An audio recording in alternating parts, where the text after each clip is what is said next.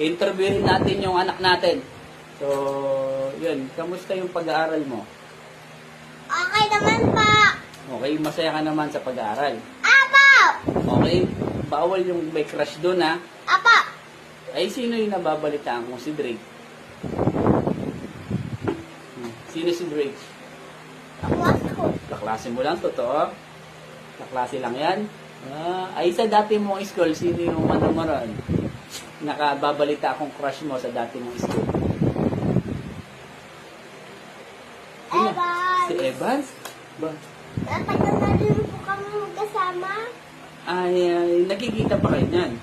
Hindi na po. Bakit? Naghiwalay na din po gaston ng bahay. Ay, umayos po kayo ng upuan sa interview kasi kailangan nakikita po yung mukha nyo. Dahil ano po? Dahil nagkalayo na kayo ng ano? Ng bahay. Ng bahay, tsaka school. Eh, bakit